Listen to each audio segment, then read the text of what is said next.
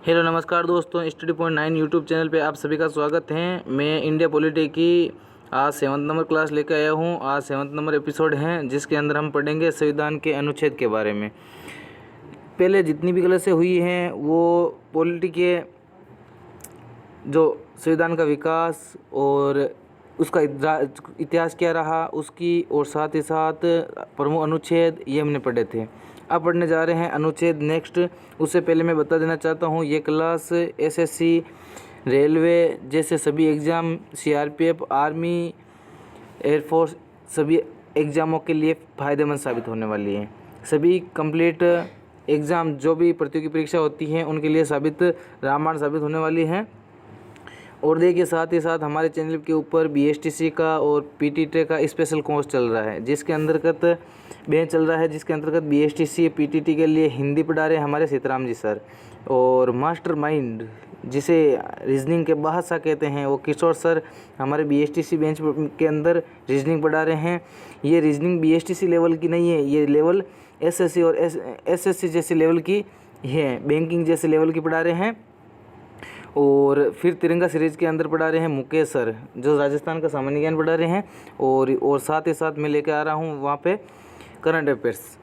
अब चलते हैं आज की क्लास के ऊपर, और अनुच्छेद हम 78 अनुच्छेद तक हमने कंप्लीट कर लिया है। अब देखते हैं 79 और 79, 80 और 81 इन अनुच्छेदों को अब हम साथ में याद करेंगे। जैसे 79 और 80 और 81 इसको याद करना है सरला। कैसे याद करना है? सरला। देखो संसद, रे से राज्यसभा, ले से लोकसभा, इस प्रकार देखिए संसद का गठन अनुच्छेद 79, अनुच्छेद 80 के अंदर राज्यसभा का गठन संगठन, अनुच्छेद 81 के अंदर लोकसभा की संरचना। तो संसद हो गई, राज्यसभा हो गई और लोकसभा, इन तीनों की परिभाषा किसमें है? अनुच्छेद 79, 80 और 81 के अंदर। अब चलते हैं नेक्स्ट अनुच्छेद 82। अनुच्छेद 82 के अंतर्गत क्या है कि प्रत्येक जनगणना के पश्चात पुनः समायोजन। क्या है? प्रत्येक जनगणना के पश्चात क्या है? पुनः समायोजन। अनुच्छेद 83 क्या है कि संसद के सदनों की अवधि, ठीक है ना, कि संसद के सदनों की अवधि। अनुच्छेद 83। अनुच्छेद 84 क्या है कि संसद की सदस्यता के लिए अर्हता। अनुच्छेद 85 क्या है? अनुच्छेद 85 है संसद का सत्र, सत्रावसन और विघटन। देखिए साथियों, हम अनुच्छेद टोटल अनुच्छेद 1 से लेकर अनुच्छेद 395 तक अनुच्छेद पढ़ेंगे। साथ ही साथ टोटल 22 भाग की चर्चा करेंगे साथ ही साथ, और अनुसूचियाँ और प्रमुख जो संविधान संशोधन हुए हैं, टोटल संविधान संशोधन नहीं पढ़ेंगे, प्रमुख संविधान संशोधन हुए हैं उनकी चर्चा करेंगे। और साथ ही साथ इसके अंदर अनुच्छेद हम पूरे पढ़ेंगे 1 से 395 तक। तो आप क्लास को पूरी लास्ट तक देखिए, आपको फ़ायदेमंद होगी ये क्लास, आपके लिए फ़ायदेमंद साबित होगी। और इससे बाहर आपके पॉलिटी का क्वेश्चन, कोई भी क्वेश्चन बाहर नहीं जाएगा, ठीक है ना। अब देखते हैं अनुच्छेद 86। इसके अंतर्गत है सदनों में अभिभाषण और उनको संदेश भेजने का राष्ट्रपति का अधिकार। कि सदन है उनमें अभिभाषण देगा और उनको संदेश भेजने के लिए राष्ट्रपति का अधिकार है। अनुच्छेद 87 राष्ट्रपति का विशेष अभिभाषण। जो राष्ट्रपति अभिभाषण देता है वो अनुच्छेद 87 के तहत देता है। अनुच्छेद 88 क्या है कि सदनों के बारे में मंत्रियों और न्यायवादी के अधिकार, ठीक है ना।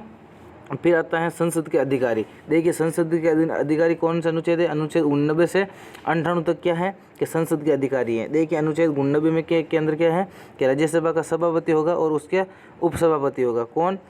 देखिए सभापति और उपसभापति हो गए 89 अनुच्छेद के अंदर के तहत। अनुच्छेद 90 के उपराष्ट्रपति का पद रिक्त होना, पद त्याग और पद से हटाया जाना। देखिए उपराष्ट्रपति का पद रिक्त होना ये किस, और पद त्याग देना और पद से हटाया जाना यह अनुच्छेद 90 के अंतर्गत लिखा गया है। फिर आता है अनुच्छेद 91, और अनुच्छेद 91 के अंतर्गत है कि सभापति के पद के कर्तव्यों का पालन करने या सभापति के रूप में कार्य करने की उपराष्ट्रपति या अन्य व्यक्ति की शक्तियाँ। क्या है? अनुच्छेद 91 के अंदर है कि सभापति के पद के कर्तव्य, जो राज्यसभा या सभापति हो गए ना, लोकसभा के सभापति, उनके पद जो है उनके कार्य कर्तव्यों का क्या करेंगे? वो पालन करेंगे, और उन कार्यों के कार्य करने के लिए उपसभापति और अन्य व्यक्तियों की क्या लेगा? सलाह लेगा, और उनकी शक्ति दी गई है। अनुच्छेद 92 जब सभापति और उपसभापति को पद से हटाने का कोई संकल्प विचाराधीन हो तब उसका पीठासीन न होना। देखिए जब अनुच्छेद 92 के अंदर लिखा गया है कि जब उपराष्ट्रपति और उपसभापति और सभापति के पद से हटाए जाने का संकल्प लेंगे ना, तो उसके अंदर पीठासीन अधिकारी ये सभापति और उपसभापति नहीं होंगे। फिर आता है अनुच्छेद 93। क्या आता है? अनुच्छेद 93। अनुच्छेद 93 के अंदर लिखा गया है कि लोकसभा का अध्यक्ष और एक उपाध्यक्ष होगा। अनुच्छेद 93 के अंदर लिखा गया है। किस अनुच्छेद के अंदर लिखा गया है? तो अनुच्छेद 93 के अंदर लिखा गया है कि लोकसभा का अध्यक्ष होगा और उसका उपाध्यक्ष होगा। अनुच्छेद 94 क्या है? तो इसके अंतर्गत है अध्यक्ष और उपाध्यक्ष के पद रिक्त होना और पद त्याग और पद से हटाया जाना। देखिए साथियों, अनुच्छेद 93 है लोकसभा का अध्यक्ष और उपाध्यक्ष, और उसी के अंतर्गत अनुच्छेद 94 आता है उन अध्यक्ष और उपाध्यक्ष का पद रिक्त होना और पद से हटाया जाना। ठीक है ना। अब आता है नेक्स्ट अनुच्छेद 95। अनुच्छेद 95 के अंतर्गत क्या लिखा गया है कि अध्यक्ष के पद के कर्तव्य, जो अध्यक्ष या उपाध्यक्ष के पद के कर्तव्य का पालन करने या अध्यक्ष के रूप में कार्य करने की उपाध्यक्ष या अन्य व्यक्तियों की शक्ति है। ठीक है। फिर आता है अनुच्छेद 96। इसके तहत क्या है कि जब अध्यक्ष या उपाध्यक्ष को पद से हटाए जाने के लिए कोई विचाराधीन संकल्प हो तो उसका पीठासीन वो अध्यक्ष और उपाध्यक्ष नहीं हो सकते। फिर आता है अनुच्छेद 97। सभापति, उपसभापति और अध्यक्ष और उपाध्यक्ष के वेतन और भत्ते। देखिए, यदि बात करते हैं कि कौन से अनुसूची के अंतर्गत वेतन और भत्ते हैं, तो वो है अनुच्छेद 2 के अंतर्गत। कौन से अनुच्छेद? अनुसूची 2 के अंतर्गत। लेकिन यदि अनुच्छेद पूछ ले और किसके वेतन और भत्ते, सभापति, उपसभापति और अध्यक्ष और उपाध्यक्ष के यदि वेतन और भत्ते पूछ ले, तो अनुच्छेद 97 के अंतर्गत लिखा गया है। अनुच्छेद 98 क्या है कि संसद का एक सचिवालय होगा। क्या लिखा है? संसद का एक सचिवालय होगा। फिर आता है कार्य संचालन। देखिए, कार्य संचालन अनुच्छेद 99 और 100 के अंतर्गत है। किसमें है? अनुच्छेद 99 और 100 के अंतर्गत है। तो अनुच्छेद 99 है कि सदस्य द्वारा शपथ या प्रतिज्ञान। क्या है? सदस्य द्वारा शपथ या प्रतिज्ञान। अनुच्छेद 100 के अंतर्गत क्या है कि सदनों में मतदान रिक्तियों के होते हुए भी सदनों की कार्य करने की शक्ति और गणपूर्ति। फिर आता है अनुच्छेद 101 से अनुच्छेद 104। अनुच्छेद 101 क्या है कि स्थानों का रिक्त होना, और अनुच्छेद 2 क्या है? 102 क्या है? सदस्यों की निरर्हता।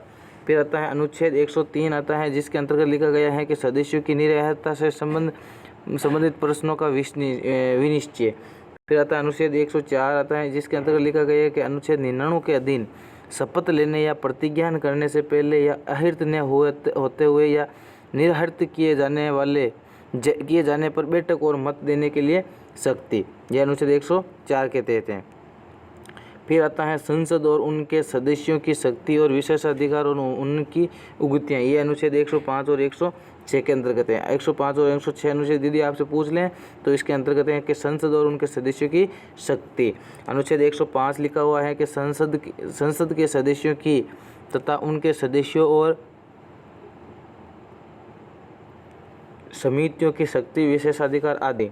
अनुच्छेद 106 है संसद के वेतन और भत्ते। क्या है? वेतन और भत्ते। फिर आता है विधायी प्रक्रिया। क्या आता है? विधायी प्रक्रिया। विधायी प्रक्रिया के अंतर्गत लिखा गया है अनुच्छेद 107 से 111। क्या लिखा गया है? अनुच्छेद 107 से 111। अनुच्छेद 107 विधेयकों के पुनर्स्थापन और पारित किए जाने के संबंध में उपबंध है। ठीक है ना। फिर आता है अनुच्छेद 108 कुछ दशाओं में दोनों सदनों की संयुक्त बैठक। देखिए, ये वेरी इंपॉर्टेंट है। अनुच्छेद 108 संयुक्त बैठक बुलानी हो तो अनुच्छेद 108, जैसे हम इस प्रकार याद कर सकते हैं कि संयुक्त बैठक मतलब जब एम्बुलेंस बुलाते हैं तो 108 नंबर क्लिक करते हैं, उसी प्रकार दोनों सदनों की बैठक बुलाते हैं तो 108। फिर आता है विधायी प्रक्रिया के अंतर्गत ही 109 अनुच्छेद नंबर 109 क्या है कि धन विधेयकों के संबंध में विशेष प्रक्रिया। देखिए, अनुच्छेद 109 के अंतर्गत लिखा है धन विधेयक। अनुच्छेद 110 के अंतर्गत है धन विधेयक की परिभाषा। देखिए, यदि पूछ ले आपसे कि धन विधेयक अनुच्छेद कौन से में है तो 110वें के अंदर है, और धन विधेयक के संबंध में जो विशेष प्रक्रिया है वो 109 के अंतर्गत है।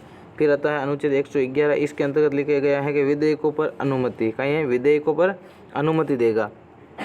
फिर देखो, आज का सेशन यहीं पे समाप्त होता है। यदि वीडियो पसंद आया है तो वीडियो को लाइक करें तथा चैनल को सब्सक्राइब करें तथा एक हमारे मोटिवेशन के लिए एक प्यारा सा कमेंट जरूर करें, कमेंट बॉक्स में ज़रूर कमेंट दें। और इस वीडियो की पीडीएफ और सभी वीडियो की पीडीएफ और साथ ही साथ डेली क्यूज पाने के लिए करंट करंट अफेयर्स पाने के लिए हमारे टेलीग्राम चैनल और व्हाट्सअप चैनल, जिसका लिंक डिस्क्रिप्शन के अंदर दिया गया है, उनको ज्वाइन कर लें। और साथ ही साथ यूट्यूब के वीडियो के राइट हैंड कॉर्नर के ऊपर आपको एक सब्सक्राइब का बटन मिल जाएगा और साथ ही साथ एक बेल आइकन मिल जाएगी। तो आप पहले सब्सक्राइब कर लीजिए और साथ ही साथ उस बेल आइकन को ऑन कर लीजिए ताकि आने वाले वीडियो की नोटिफिकेशन सबसे पहले प्राप्त हो। जय हिंद, जय भारत दोस्तों। अब मिलते हैं नेक्स्ट क्लास में नए जोश नए जुनून के साथ।